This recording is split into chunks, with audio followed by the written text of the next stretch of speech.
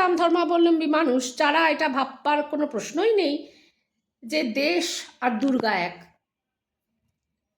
তারা দেশকে দুর্গা মানার কোনো প্রশ্ন নেই। প্রথম কথা, তারা মূর্তিতে বিশ্বাস করেন না। 2 নম্বর কথা, তারা আল্লাহ ছাড়া কারুর সামনে মাথা নত করতে রাজি নয়। আর দুর্গাকে দেশ ভাবাটা তাদের পক্ষে স্বাভাবিক নয়, অস্বাভাবিক। যারা মনে করেন যে সাভারকার এবং গোলওয়ালকার তাদের নেতা, যারা ভারতবর্ষের স্বাধীনতা সংগ্রামে অংশগ্রহণ করেননি, দেশপ্রেমের সংজ্ঞা তাদের কাছ থেকে শোনার প্রশ্ন আছে বলে আমরা মনে করি না। যে শিশুদের কথা আমরা আজকে এপস্টাইন ফাইলস থেকে দেখতে পাচ্ছি, জানতে পাচ্ছি, যে নির্যাতনের কথা শুনে শিহরিত হচ্ছি, চমৎকৃত খারাপ অর্থেই বললাম। তো আমার কাছে সেই বিদেশি বাচ্চারা অনেক বেশি আপনজন অনিল আম্বানির থেকে। তো আমাদের দেশের অর্থমন্ত্রী বলুন বা রিজার্ভ ব্যাংকের কর্তা বলুন বা প্রধানমন্ত্রী বলুন, তাদের কাছে রাষ্ট্রায়ত্ত ব্যাংকের থেকে, দেশের ব্যাংকের থেকে সেই সমস্ত গুজরাটি ব্যবসায়ী বেশি আপনজন, বেশি গুরুত্বের, যারা এই টাকাটা চুরি করেছেন নির্বিঘ্নে। দেখুন, মূল প্রশ্ন এটা যে আমরা কার কথা শুনব? রবীন্দ্রনাথ ঠাকুরের কথা শুনব? নেতাজি সুভাষ বসু, মহাত্মা গান্ধী, জওহরলাল নেহেরু, এনাদের কথা শুনব? নাকি আজকে নরেন্দ্র মোদী এবং অমিত শাহ, তাঁদের কথা শুনব? স্বাভাবিক বুদ্ধিতে আমাদের এটাই বলে যে ভারতবর্ষের সংবিধান যারা নিজেদের জীবন বাজি রেখে তৈরি করেছিলেন, স্বাধীনতা এনেছিলেন, আমাদের প্রথমত তাদের কথাই শুনতে হবে। তাদের কথা শোনা প্রশ্ন নেই যারা মনে করেন যে সাভারকার এবং গোলওয়ালকার তাদের নেতা, যারা ভারতবর্ষের স্বাধীনতা সংগ্রামে অংশগ্রহণ করেননি, দেশপ্রেমের সংজ্ঞা তাদের কাছ থেকে শোনার প্রশ্ন আছে বলে আমরা মনে করি না। দ্বিতীয়ত যে প্রশ্ন, যে এই যে রবীন্দ্রনাথ ঠাকুর এটা মনে করেছিলেন যে বন্দে মাতরমের প্রথম 2টো স্ট্যান্জা, সেই দুটোই কংগ্রেস অধিবেশনে গাওয়া উচিত, এবং তার এই মনে করাকে, পরামর্শকে সমর্থন করেছিলেন জওহরলাল নেহেরু, নেতাজি সুভাষচন্দ্র বসু, মহাত্মা গান্ধীরা। তার কারণ তারা এটা বিশ্বাস করতেন যে এক একজন মানুষ গুরুত্বের বিচারে এক একটা জিনিসকে সব থেকে আগে রাখে, সর্বাগ্রে রাখে। যেমন ধরুন, এই যে আমি একটু আগে বলছিলাম সাভারকার, গোলওয়ালকারদের কথা, তারা কিন্তু গুরুত্বের বিচারে ধর্মকে দেশের আগে রেখেছিলেন।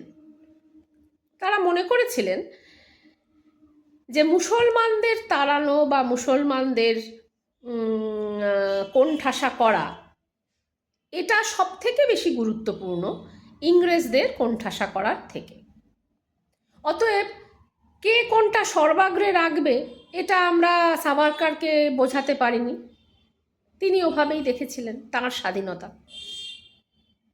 আবার দেখুন, আজকে গুজরাট থেকে প্রায় প্রতি বছর যত মানুষ বিদেশে পাড়ি দিচ্ছেন, এবং শুধু পাড়ি দিচ্ছেন তা নয়, সেখানকার নাগরিকত্ব নিচ্ছেন। ভারতবর্ষ থেকে বহু মানুষ বিদেশে গিয়ে সেখানকার নাগরিকত্ব নিয়ে থাকেন। তাদের কাছে তাদের যে আর্থিক স্বাধীনতা অথবা অন্য কিছু অনেক বেশি জরুরি দেশে থাকার থেকে। আবার দেখুন,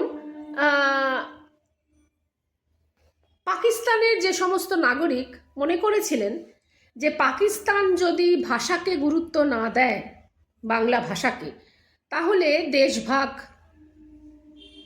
সমীচীন। অর্থাৎ যে সমস্ত বাঙালি, পূর্ব পাকিস্তানের বাঙালি বাংলাদেশ তৈরি করলেন, তারা মনে করেছিলেন পাকিস্তানের নাগরিকত্ব বা সেই দেশের থেকে ভাষাটা বেশি জরুরি। আবার ধরুন, ভারতবর্ষের সেই যে সমস্ত রাজনীতিবিদ গত 10-11 বছরে প্রধানমন্ত্রী, এবং তাদের কথাই যদি আমরা ধরি, আমরা দেখব ভারতবর্ষের যে রাষ্ট্রায়ত্ত ব্যাংক, সেখান থেকে প্রায় 18 লক্ষ কোটি টাকা উধাও। এনপিএ হয়ে গেছে। তো যে সমস্ত মানুষ এই টাকাগুলো নিয়ে বিদেশে পাড়ি দিলেন, চুরি করলেন, তো আমাদের দেশের অর্থমন্ত্রী বলুন বা রিজার্ভ ব্যাংকের কর্তা বলুন বা প্রধানমন্ত্রী বলুন, তাদের কাছে রাষ্ট্রায়ত্ত ব্যাংকের থেকে, দেশের ব্যাংকের থেকে সেই সমস্ত গুজরাটি ব্যবসায়ী বেশি আপনজন, বেশি গুরুত্বের, যারা এই টাকাটা চুরি করেছেন নির্বিঘ্নে। আবার আপনি আরেকটি উদাহরণ ধরতে পারেন, ধরুন আমার কথা, অনিল আম্বানি ভারতের নাগরিক, আমার সহনাগরিক, দেশের মানুষ, কিন্তু আমার কাছে অনিল আম্বানির থেকে সেই সমস্ত শিশুরা বেশি কাছের, বেশি গুরুত্বের, যে শিশুদের কথা আমরা আজকে এপস্টাইন ফাইলস থেকে দেখতে পাচ্ছি, জানতে পাচ্ছি, যে নির্যাতনের কথা শুনে শিহরিত হচ্ছি, চমৎকৃত খারাপ অর্থেই বললাম। তো আমার কাছে সেই বিদেশি বাচ্চারা অনেক বেশি আপনজন অনিল আম্বানির থেকে। তো এই যে কে কাকে সর্বাগ্রে গুরুত্ব দেবে, এটা তো কারোর ওপর চাপিয়ে দেওয়া যায় না। সাভারকারের ওপরেও যায় না, আমার ওপরেও যাবে না। এটা রবীন্দ্রনাথ ঠাকুর, নেতাজি সুভাষচন্দ্র বসু, জওহরলাল নেহেরু বুঝতেন। তাদের কাছে সব থেকে গুরুত্বপূর্ণ ছিল দেশের অখণ্ডতা, দেশের শান্তি, সাম্প্রদায়িক একটি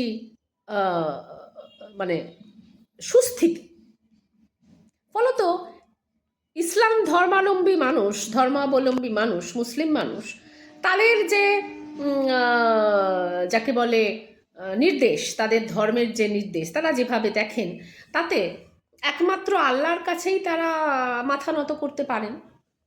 এবং বন্দে মাতারামের যে পুরো কবিতাটা, যেটা আনন্দমঠে ব্যবহৃত হয়েছে, আনন্দমঠ উপন্যাসে সেটির গুরুত্ব আছে। আনন্দমঠ উপন্যাসটি যে পরিপ্রেক্ষিতে রচিত, তার নায়করা যেভাবে যা যা ভাবতেন, সেখানে ওইটা ঠিক আছে। কিন্তু দেশের একটি সঙ্গীত হিসেবে, এমন একটি সঙ্গীত যেটা জনগণ মনর সঙ্গে তুলনা করা হচ্ছে, একই সঙ্গে সেটা উঠে দাঁড়াতে হবে, এবং সেটা যদি উঠে না দাঁড়ানো হয় তাহলে আমার বিরুদ্ধে মামলা মোকদ্দমা হতে পারে, আমাকে দেশবিরোধী বলা হতে পারে। যখন এই ধরনের প্রশ্ন চলে আসছে, এবং পুরো গানটা, তার মানে সেই সমস্ত ইসলাম ধর্মাবলম্বী মানুষ, যারা এটা ভাববার কোনো প্রশ্নই নেই যে দেশ আর দুর্গা এক,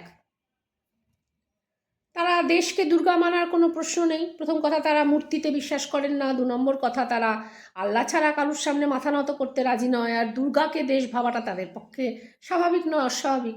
আমার কথাই ধরুন, আমার কাছে দেশ আগে বেশি গুরুত্বপূর্ণ, আমার কাছে দুর্গা গুরুত্বপূর্ণ নয়, কারণ আমি ধার্মিক মানুষই নই। আমার মতো ভারতবর্ষে বহু মানুষ আছেন যারা ধার্মিক নন। তাহলে আমাদের কাছে দেশকে দুর্গার মতো করে দেখা হচ্ছে দেশের অপমান করা। ফলত আমার কাছেও এটা সমীচীন নয়। ফলত এই যে কে কোনটা বেশি গুরুত্ব দেবে, এটা তো কারোর উপর চাপিয়ে দেওয়া যায় না, যেটা বুঝতেন রবীন্দ্রনাথ ঠাকুর। কিন্তু এরা বুঝছেন না। তার মানে এরা আসলে চাইছেন দ্বিতীয় শ্রেণীর নাগরিক করে রাখতে আমাকে, মুসলিম ধর্মাবলম্বী মানুষকে। আর বাঙালি হিসেবে আমরা জানি যে বাঙালি সংস্কৃতিতে তর্ক বিতর্ক, যুক্তি, এইটা আমাদের কাছে একটা স্বাভাবিক বিষয়, বহুত্ব আমাদের কাছে স্বাভাবিক বিষয়। ফলত বিদ্যাসাগরের সঙ্গে যখন বঙ্কিমচন্দ্রের তর্ক বিতর্ক হয় যে বিধবা বিবাহ চালু করার ক্ষেত্রে আইন প্রণয়ন করাটা দরকার, নাকি স্বাভাবিক স্বতঃস্ফূর্ত নিয়মেই হিন্দু ধর্মের একটি পরিবর্তন হবে, সমাজের পরিবর্তন হবে, সেটার উপর নির্ভর করা উচিত, বঙ্কিমচন্দ্র মনে করতেন যে আইন প্রণয়ন ঠিক না, বিদ্যাসাগর মনে করতেন আইন প্রণয়ন দরকার। তাহলে এই যে বঙ্কিমচন্দ্রের সঙ্গে বিদ্যাসাগরের যে বিরোধ, সেই বিরোধে বাঙালি এবং সভ্যতা সংস্কৃতি বিদ্যাসাগরের পক্ষে নিয়েছেন, বঙ্কিমচন্দ্রের পক্ষ নেননি। আবার রবীন্দ্রনাথ যখন বঙ্কিমচন্দ্রের এই আনন্দমঠের কবিতাটিকে, তার একটি অংশকে কংগ্রেসের অধিবেশনে গাওয়ার পরামর্শ করলেন, সেখানেও আমরা রবীন্দ্রনাথের পক্ষ নিই।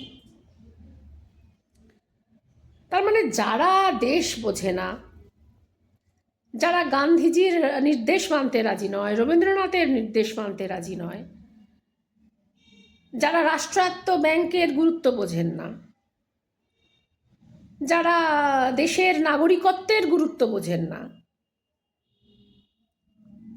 তারা আজকে যখন এই ধরনের নির্দেশ দিচ্ছে, সেইটা মানুষ কতটা মানবে আর কতটা তাদের মুখের ওপর জবাব দেবে, সেটা ভবিষ্যতই বলবে।